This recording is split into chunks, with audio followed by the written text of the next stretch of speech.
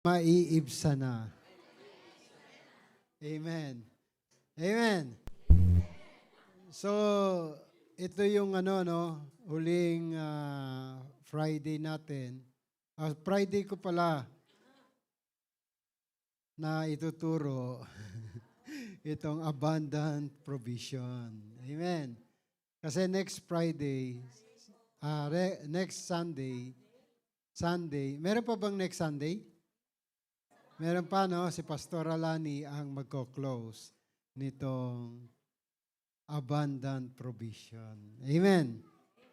At binigay sa akin ng Lord, sabi niya sa akin, Lord, ano ba ang alam na nila yung naintindihan na nila yung tinuro mo, Panginoon. Ano yung naintindihan nyo sa loob ng 3 linggo? 3 linggo na ba? 3 weeks na, no? Pang-4 na ngayon. Dapat talaga nagbabakasyon ako. Okay. Sabi roon sa verse, tingnan nga natin yung ating Mark 8 verse 17. Sabi rito sa verse 17, Behold, o batid ito ni Jesus at sinabi sa kanila, bakit ninyo ipinangangatwirang wala kayong tinapay? Tanungin mga sa katabi mo, ano bang tinapay ang hinahanap mo?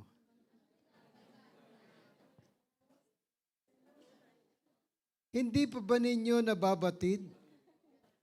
Hindi ba ninyo nauunawaan? Naging tigang na ba ang inyong mga puso? Grabe, sa Tagalog.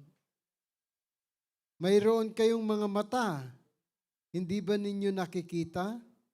Mayroon kayong mga tainga. Hindi ba ninyo naririnig? Hindi pa rin ba ninyo naaalala? Ayan. Tanungin mo yung katabi mo, naaalala mo ba? Nung nasa Pilipinas ka pa, no? Naaalala mo pa ba? Yung tatay at nanay mo, naaalala mo pa ba? Yung iniwasan mo sa Pilipinas, yung tinakbuhan mo, naalala mo pa ba? Para bang gano'n ang ibig sabihin ng Lord, ano? Wala ba kayong naaalala? Nakarating kayo ng Dubai, hindi nyo ba naaalala? Kung ano yung pinrovide ko sa inyo, maliit pa kayo. Nagkaroon ng amnesia. Pumasok kayo sa school, lahat yan provided ng inyong anak, ng inyong ama, ng inyong magulang. Amen? Sino rito ang working student nung araw? Taas nga ang kamay. Yan yung mga nakakaintindi at nakakaunawa ngayon ng buhay ng ama, pagiging magulang. Amen? Kasi maliit pa sila, naranasan na nila yung provision hindi basta-basta. Amen? Andyan ang provision ng Father, pero may gagawin ang anak. Ano yun? Aba, you have to believe. Amen. You have to be obedient to the word of your Father. Kasi kung hindi mo mararanasan ang rumaragasang pagpapala. Amen? Amen ba? Sino rito gustong maranasan yon? Abundant provision or abundant blessing. Kasi nandyan lang yan sa air. Tingnan nga natin itong 1 King, yung binasa nyo. 1 King 17 verse 9. Sabi rito ng Diyos kay Elijah, actually ito yung may katagalang umulan, no? Tingnan natin yung verse 7. Okay? Verse 7 muna. And it came to pass after a while that the brook dried up because there had been no rain in the land. Kasi nagsalita itong si Prophet Elijah. Sinabi niya, hanggat hindi ko sinasabi na uulan, hindi uulan. Yan yung prophet nung araw. Kaya nga sabi ni Jesus Christ sa Matthew chapter 5 verse 17, I did not come to abolish the law or the prophets. I did not come to abolish but to fulfill. Kasi si Jesus ang pakakaintindi rin ng marami during his time. He is also a prophet. Amen? Kaya itong sinabi niya rito, it came to pass, sabi kay si Elijah, no? It came to pass after a while that the brook dried because there has been no rain. Verse 8. Kayo po. Verse 9. Which belonged to Zidon, and dwell there. Behold, I have commanded a widow woman there to sustain thee. So, nag-command ang Diyos kay Elijah, pumunta ka doon sa Sidon, sa Seraphat, which belonged to Sidon. And dwell there. Sabi ng Lord,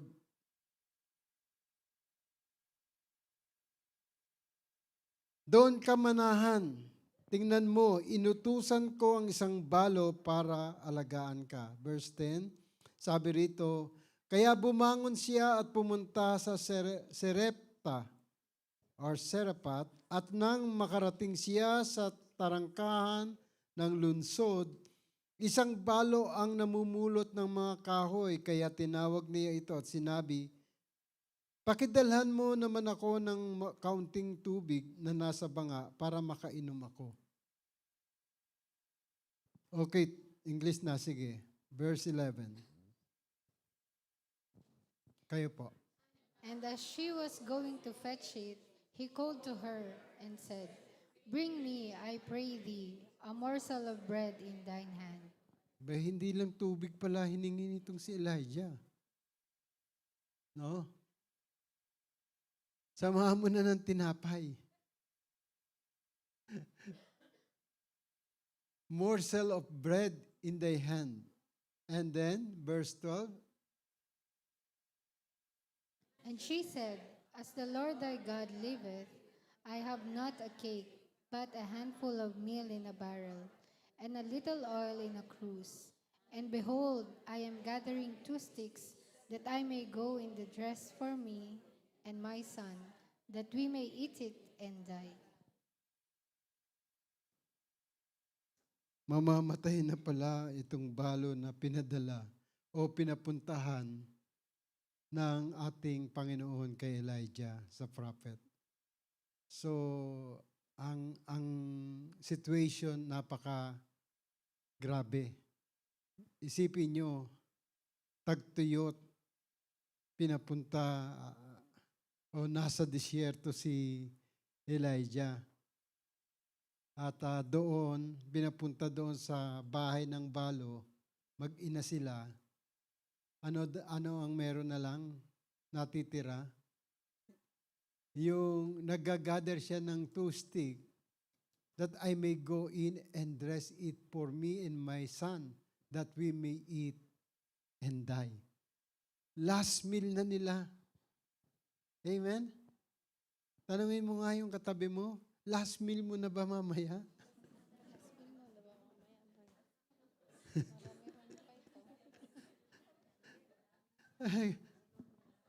Sigurado ako, punong-puno pa bigasan nyo eh. Amen? Pero malapit na, naghihingalo na eh. Kasi wala pa yung 30 eh. Pero wala dito sa JCTD noon, ano? Kasi bago dumating ang 30 o 31, no, yung darating pang susunod na sahod, sobra-sobra pa yung nandiyan sa inyo. Totoo? Sige, lahat ng mga nag-agree, pumalakpak nga ng malakas.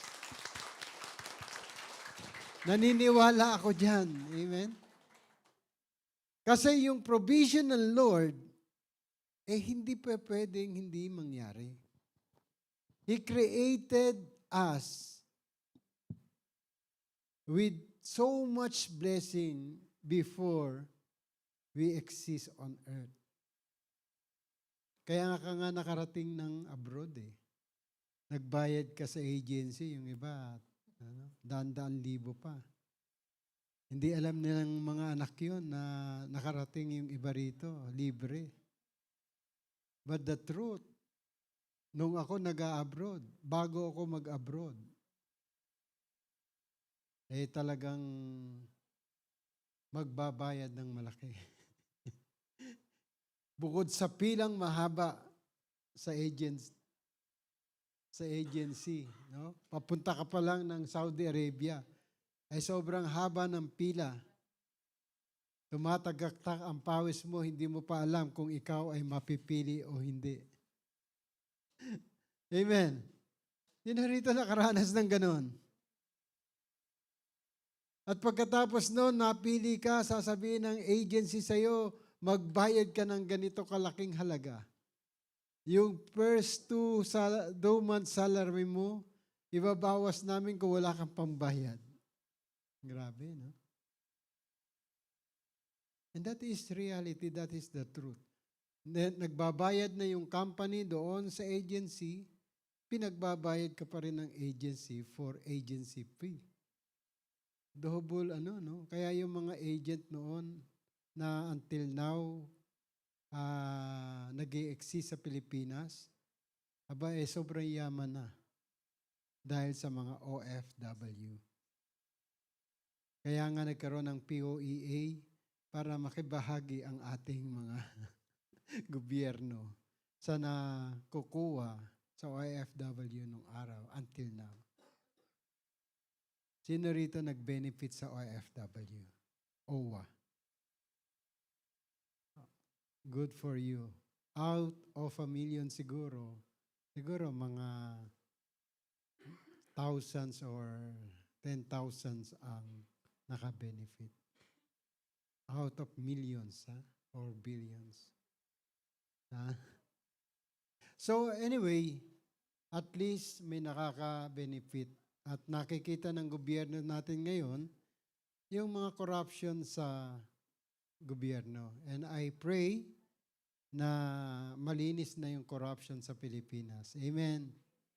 Kasi yung generation natin, yung generation na uuwi sa Pilipinas at babalik sa Pilipinas, magiging bilyonaryo each of every one of us. Sabi mo sa katabi mo, yung provision ng Lord, ibabagsak na supernaturally.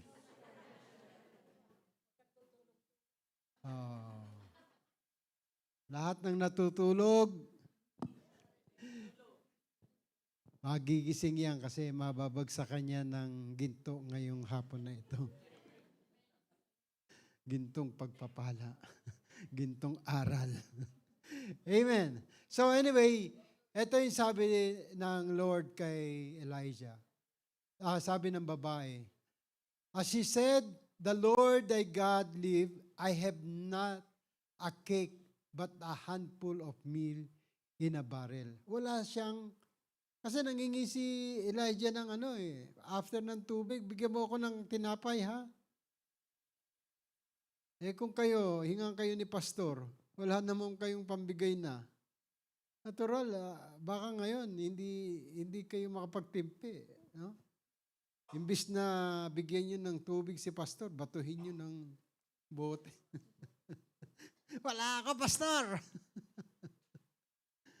Naghihirap ako. Ang sabi niya, and the little oil in a crush, and behold, I am gathering to stick para mailuto ito at kumain silang mag-ina, and then tomorrow, die. Last na yun eh. Okay, basahin niyo yung sumunod. Verse 13. And Elijah said unto her, Fear not, go and do as thou hast said, but make me thereof a little cake first, and bring it unto me, and after make for thee and for thy son. See, grabe pag propeta, pag pastor. Eh di, gusto pa siya unang kumain eh. Ah, sige, ipagluto mo na yan. Yung little cake first and then bring it to me. Tapos after make thee for your son and for you. Saka pa lang sila magluluto ng para sa kanila. Eh si Elijah sabi niya, kung ikaw yung ikaw yung balo na woman, wala ka nang asawa, meron ka pang anak na inaalagaan, pagkatapos sasabihin sa'yo, gawan mo ko ng tinapay kasi wala na. Nagugutom siya at bigyan mo ko ng tubig, unahin mo ko bago gumawa kayo para sa inyong magina. Alam nyo, kapag ang propeta ang inuna nyo, kapag ang lingkod ng Diyos ang inuna nyo, hindi kayo mauubusan. Hindi kayo mawawalan. Kasi ang propeta talagang wala naman yan eh. Asa lang yan sa Diyos. Amen? Same thing with the mga lingkod ng Diyos ngayon. No? Magaganda lang damit, pero walang walang laman ng bulsa niyan. Kahit tingnan niyo yung mga bangko niyan, walang laman yan. Pakit lang. Pero kasi hindi naman kailangan ng mga lingkod ng Diyos ang pera. Ang kailangan nila ay mapakain kayo ng salita ng Diyos. Kayo mabusog. Para kapag kayo busog na, busugin nyo rin ang pastor. Amen? Pero the truth, yung noong araw, kapag propeta, inuuna. Ito wala na to. Mamamatay na. Tingnan natin yung verse 14. Ano sabi dyan? For thus saith the Lord God of Israel, the barrel of meal shall not waste, neither shall the curse of oil fail, until the day that the Lord sendeth rain upon the earth. Hanggang sa paulanin ng Lord. Kapag inuna mo ang propeta, hindi ka mauubusan para sa iyo at sa iyong pamilya. Kaya mo bang i-break yung mentality natin? Ano ka? Hilo? Breaking mentality kasi tayo eh, no? Ito binig ni Elijah, yung mentality nitong balo na ito. Wala na eh. In a sense na mamamatay na kami. Amin na lang to. Pakiusap kung ikaw yung balo. Sasabi mo, pakiusap naman, pastor. Sa amin na lang to. Last na namin to. Pagkain ng aking anak at sa akin. Pero hindi siya nagreklamo. Kasi sabi ni Elijah, for thus said the Lord God of Israel, the barrel of meal shall not waste, neither shall the crush of oil fail, until the day that the Lord send rain upon the earth. Hanggang hindi dumarating ang rain o ang ulan. Sabi mo sa katabi mo, hanggat hindi dumarating ang ulan ng pagpapala, hindi ka mauubusan. Amen? Basta marunong ka sumunod. Amen? Ang sabi yan ang salita ng Diyos, hindi yan salita ni Elijah. Kinlaim ba ni Elijah na sinabi ko? No. Ang sabi ni Elijah, thus said the Lord. Okay? Verse 15. And she went and did according to the saying of Elijah, And she and he and her house did eat many days. Grabe, no? Yung last nila, umabot pa ng many days. And she went and did according to the saying. Ibig sabihin, sinunod nila ang salita ng Diyos. Like Mary, miracle happen when you obey the word of God. Kung may word sa iyo ang Lord, obey. Bakit? Para sa iyo yun, hindi yun para sa katabi mo. Sabi mo sa katabi mo, huwag kang makikialam. Para sa akin ito. Amen? Ganoon ang attitude ng faith. Kasi marami, no? Nag-born again Christian, pero yung mentality, hindi na bago. Nandun pa rin yung fear. Nandun pa rin yung mentality na hindi totoo yan. Yung faith is still, you cannot please God without it. Kaya nga may faith eh. Yung faith, yung pagsunod, yung pagiging obedient hanggang sa mamatay, pinakita ng ating Panginoong Hesus.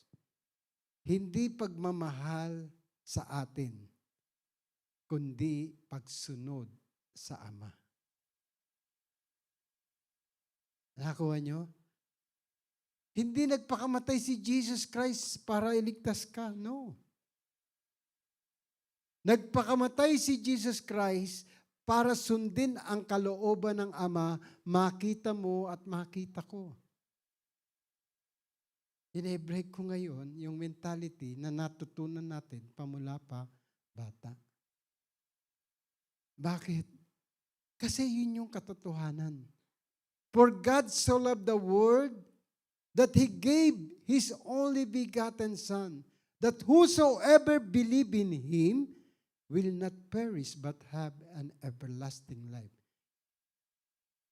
Sino nagsakripisyo? Mas nagsakripisyo yung Ama. Ibibigay niya kaisa-isang anak para sa iyo. Sa kaligtasan dahil sa kasalanan mo. Ano sabi ni Jesus bago siya hulihin? Sabi niya, Ama ko, why have you forsaken me? Bago siya hulihin, nasa cross na yun, ano? Bago siya hulihin, nakita niya na yung senaryo.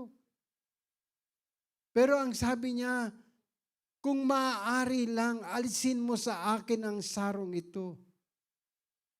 Pero hindi ng aking kalooban, ang kalooban mo ang masunod. Yun yung flesh na nakikiusap sa Ama. Kaya tayo ngayon, nag-e-enjoy, hindi mo lang alam na ini-enjoy mo yung pagmamahal ng Ama sa mundo, sa iyo. Sabihin mo sa katabi mo, mahal na mahal ka ng Lord.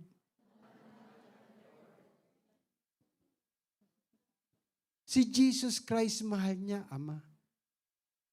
Kaya pinakita sa ating lahat yung pagmamahal na yun para mahalin mo ang Ama buong puso, buong isip, buong kaluluwa, buong kalakasan.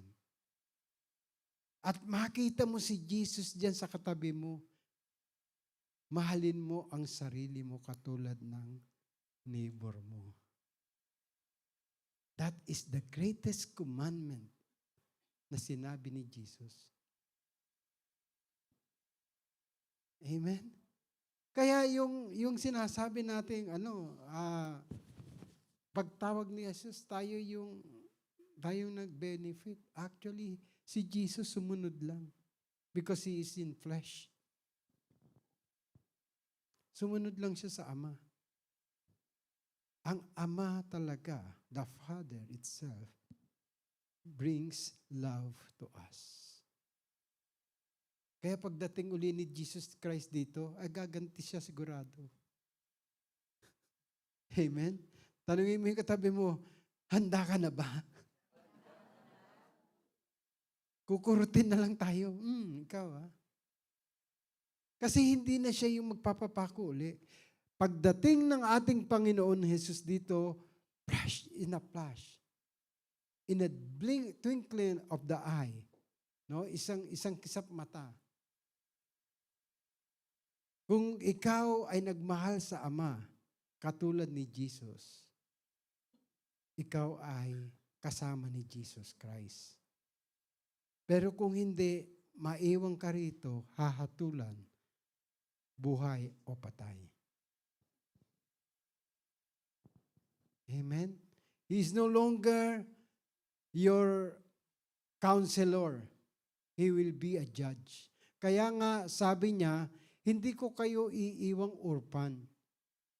Magpapadala ko rito ng isang counselor na kasama niyo forever. And that is the Holy Spirit. Now, what is the bread? The bread is the one we are eating here every time na may meeting tayo. And that is the Word of God. Kaya yung kanina sinabi ko sa John chapter 6, verse 48, siya yung bread. Wala nang iba. And the bread is the Word that became flesh. Kaya tinawag na Emmanuel, God with us. Yun yung bread, the last bread nitong Seraphat woman na ipinagkaloob pa sa propeta. Para yung woman na yon at ang kanyang anak ay continuous mabuhay. Tingnan natin yung, ibalik mo doon sa verse.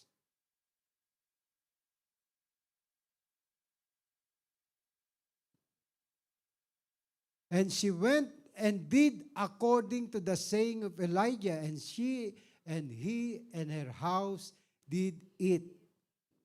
Bread lang yan, no? Na mabubuhay yung flesh. Okay. Verse 16. And the barrel of meal wasted not, neither did the cruse of oil fail, according to the word of the Lord, which he spake by Elijah. Verse 17. And it came to pass after these things that the son of the woman, the mistress of the house, fell sick, and his sickness was so sore, and there was no breath. Namatay yung bata, yung flesh. Ano sabi ngayon nitong balo? Okay, verse 18. And she said unto Elijah, What have I to do with thee, O thou man of God? Art thou come unto me to call my sin to remembrance, and to slay my son? Siyempre, mahal na, yun na nga lang ang niya, isa-isa niyang future, mamamatay pa. Itong Elisha na to, pinakain ko na, pinainom ko na. Tapos para bang na-curse pa ako sa kasalanan ko. Okay, verse 19. And he said unto her, Give me thy son. And he took him out of her bosom, and carried him up into a loft, where he abode, and laid him upon his own bed. Verse 20. And he cried unto the Lord, and said, O Lord my God, hast thou also brought evil upon the widow with whom I sojourn, by slaying her son? 21.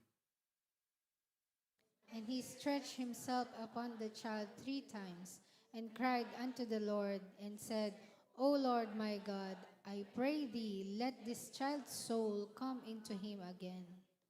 In 3 days, Jesus rose again. Amen. And then, 22. And the Lord heard the voice of Elijah, and the soul of the child came into him again, and he revived. So, hindi lang yung bread para sa flesh. Yung pagtanggap mo sa isang propeta is not only for your physical being. Yung pinakain ng woman is forever living. Amen? Okay? Yung soul ng bata biglang na-revive. And verse 23, ano sabi ni Elijah? And Elijah took the child and brought him down out of the chamber into the house, and delivered him unto his mother. And Elijah said, See, thy son liveth. Verse 24, saka pa lang. Now by this I know that thou art a man of God, and that the word of the Lord in thy mouth is truth. So, whenever you read the Bible, make sure you believe. Amen? Make sure you believe. Why? It is not for the prophet. It is not for the pastor. It is not for the bishop. It is not for the man of God. It is for your sake. Kapag na-receive mo ang bread of life, which is the Word of God, receive it seriously. Mangyayari kung ano ang sinasabi nito. Amen? Kaya do not withhold yung mga salita ng Diyos. Sapagkat when you obey the Word of God, miracle always happen. Even Mary, the mother of Jesus, sabi niya sa kanyang yung first miracle in Cana, doon sa ginawa ni Jesus na yung water turned into wine, wala nang wine. Sabi ni Mary kay Jesus, wala nang wine. Sabi ni Jesus, what to do for me? Anong kinalalaman ko dyan? Bisita rin ako. Kung kayo si Jesus nandun, bisita rin ako. Ano sabi ni Mary? Doon sa mga servant, lahat ng sabihin niya, sundin nyo. It is not my time yet. Dahil nga sa pananampalataya ni Mary, sumunod din si Jesus. And he said, hindi siya ang gumawa ng miracle, kundi yung mga servant. Sabi niya, punuin niyo yung tapayan ng tubig na panghugas ng paa. Hello? Yung tubig na panghugas ng paa during the wedding. And then pinuno nila up to the brim. At nung inihain nila, sabi ng Panginoong Yesus, sige, ibigay nyo doon sa namamahala sa handaan. Kumuha sila ng isang scoop, binigay doon sa namamahala at pinainom. And the water became wine. The finest wine during that time. Sabi nung nag-aalaga, bakit hanggang ngayon, the best pa rin ang wine ang hinahain dito, sabi niya sa groom. Kung alam lang noong yung namamahala sa Benguet na yon, na galing yon sa hugasan ng paa, yung mga tubig na yon, siguro hindi pa siya lasing, masusuka na siya. But the truth, ang nangyari, yung first miracle in Cana na ginawa ng ating Panginoon. Bakit? Kasi may sumunod. Sabihin mo sa katabi mo, ang paglilingkod sa Diyos, pasunuran. Amen? Pag sinabing 90 days, magkakaroon tayo ng paghahanda para sa susunod na anniversary. Sino rito gusto sumunod? Nagpalista na ba kayo? So, kailangan nating sundin. Why? Because miracle will happen not to the church, but to you and to your family. Halimbawa, gusto niyong makarating ng buwan. Okay, sali kayo. Ang buwan lalapit sa atin. Hindi mo na kailangang gumastos ng pamasahe. No, I mean, kung may pangarap kayo na pumunta pa o mag-abroad, no? Then, list it down. Sabihin niyo, Lord, give me the word and I will follow and obey. Tapos yung word na yun, lakaran natin. Amen? Hindi pwedeng hindi ka bigyan ng word ng Lord kung hindi ka niya tinawag. Like Elijah, like doon sa Seraphat woman, no? Hindi yan papupuntahin ng Diyos si Elijah kung walang purpose para sa woman. Hindi ako papupuntahin ng Diyos dito sa UAE kung walang purpose sa bawat isa sa inyo. Ang sarap na ng buhay ko sa Singapore noon. Sarap na mas lalo doon sa Pilipinas. Nag-aalaga na lang ako ng baboy. Pero dahil nga doon sa tawag ng Panginoon, kailangan ko ring umalis kasi yung JCTD Bicol, nangailangan din ng financial sabi ko, Lord, ano gagawin ko? Abay, mag-abroad ka. Pero not for me to become rich. For me to follow and obey God's word. So wala na akong magawa. Iniwan ko pati mga anak ko. Dinala ko nga rito, kaya lang ayaw nila. Ayaw nilang magtagal sa init. So, mas gusto kasi comfort zone ang Pilipinas. Pero may plano pala ang Diyos sa kanila. At lahat sila ay mag-aaral sa UP. UP yan ng lata.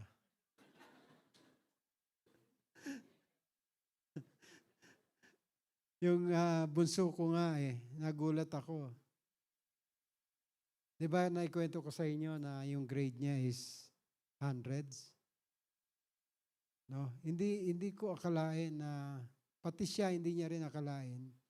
Nung nagkaroon ng orientation last week yata yun, binigyan siya ng certificate. At he is one of the top 10 in UP CET, UPCAT. College acceptance test yata ng UP. Sabi ko, nung araw, ganun din ako Ayaw akong tanggapin kahit na anong school. Sa taas ng grade, nagulat ako. So, that is a surprise. Kaya, sabi mo sa katabi mo, may surprise ang Lord sa iyo. Just obey the word. Amen? At yung provision niya is abundant. Hindi, kasi ang provision ng Lord, kala mo yung tangible Magarang kotse, malalaking bahay. No, actually, nawawala lahat yan, naluluma. Ano yung talagang gustong ibigay sa iyo ng Lord? His fear, the fear of the Lord. Why? Because this is the beginning of wisdom. Mawawala lahat ng bagay, pero yung wisdom na may bibigay mo sa isang tao, hindi yan mawawala. That is forever. Kaya yung salita ng Diyos, kapag naibahagi nyo sa inyong pamilya, you are giving them wisdom. And that wisdom is more valuable than any on this world. Yan yung may value. Kasi bibigyan ka ng value ng tao according to what you have. What you know. Di ba? Hindi ka naman tatanggapin ng company na naka-Ferrari ka eh. Matatakot yung CEO. Yung CEO mo, naka-Toyota lang. Pagkatapos ikaw naka-Ferrari, mag-a-apply ka. Anong a-applyan mo? Eh, kahit ano po. Magkano sweldo? Matatakot CEO sa'yo. Amen? At tandaan natin, no? Hindi tumitingin ang Lord sa panlabas na kaanyuan ng tao. Ang tinitingnan ng Diyos ang nasa puso mo. Kaya kapag in-interview ka, the abundance of your heart, your mouth will speak. Diyan ka mahuhuli. Amen? Naka-Ferrari ka, nakasuit ka, pagkatapos tinanong ka, wala kang maisagot. Do you think tatanggapin ka ng isang company at babayaran ka ng 100,000 para lamang maging burden nila? I don't think so.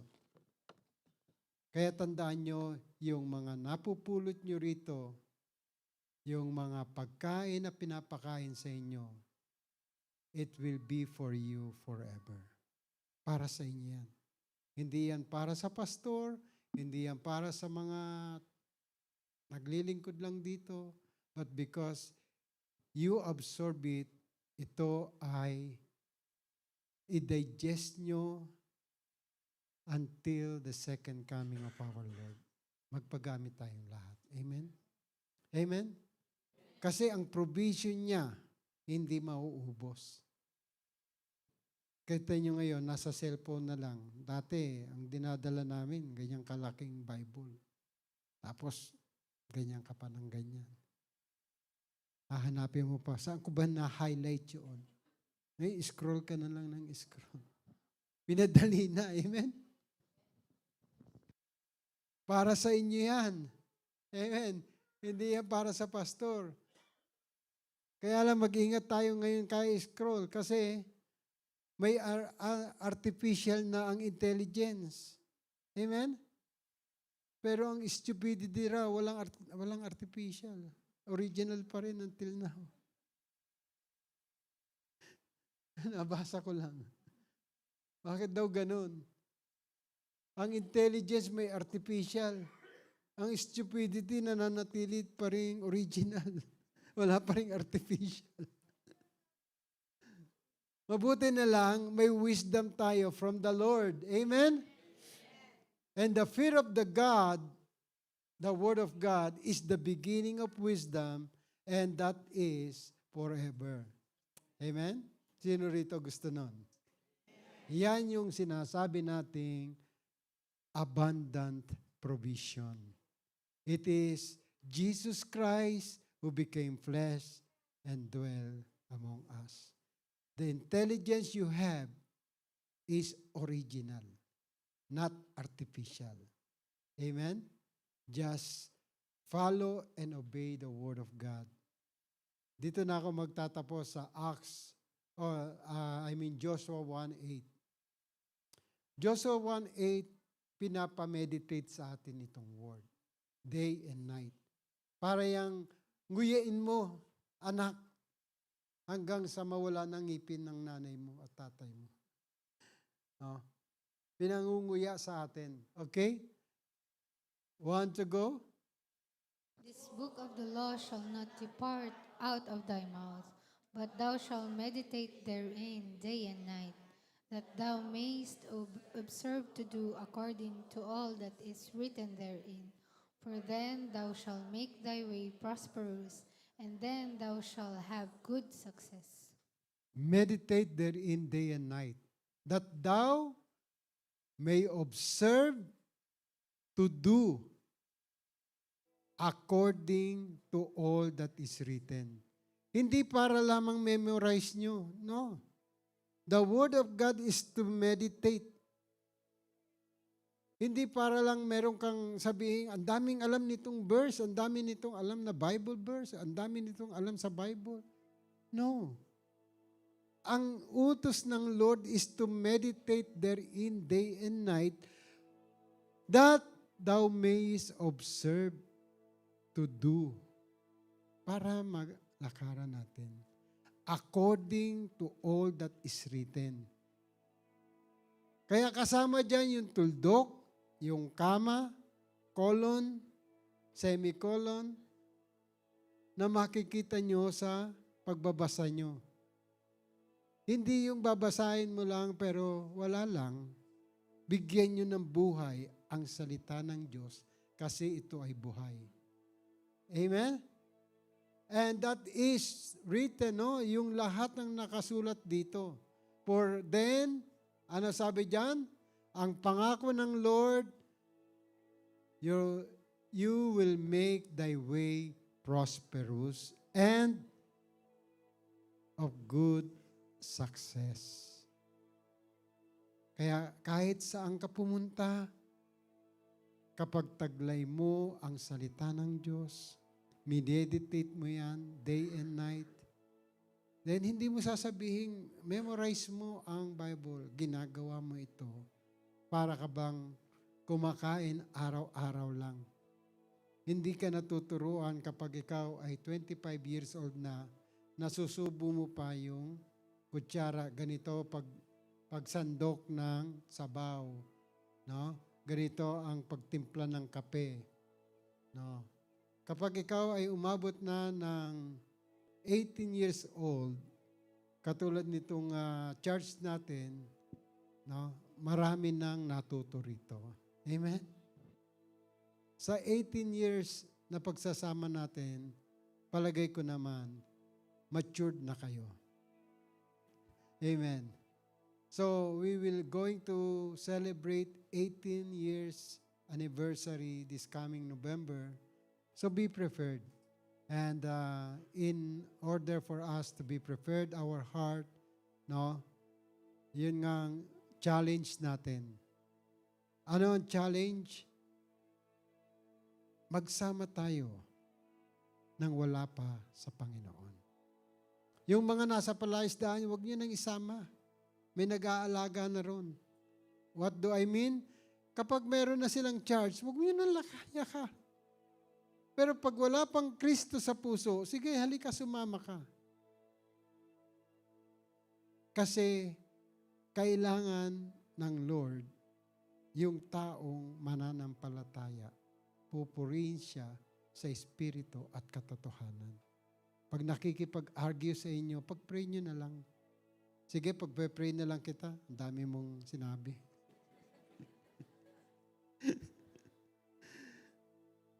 Pag-pray nyo na lang. Kasi baka mamaya makargahan pa kayo ng galit. So anyway, so sa anniversary natin, let's prepare love sa ating Ama. Amen? Kasi yung Ama nagmahal sa atin. Jesus Christ is the instrument that the Father sent for us para ipakita din natin, ibalik natin ang pagmamahal ng Ama through Jesus Christ. Amen? Because He is the Word that became flesh and dwell among us. Tayong lahat ay tumayo.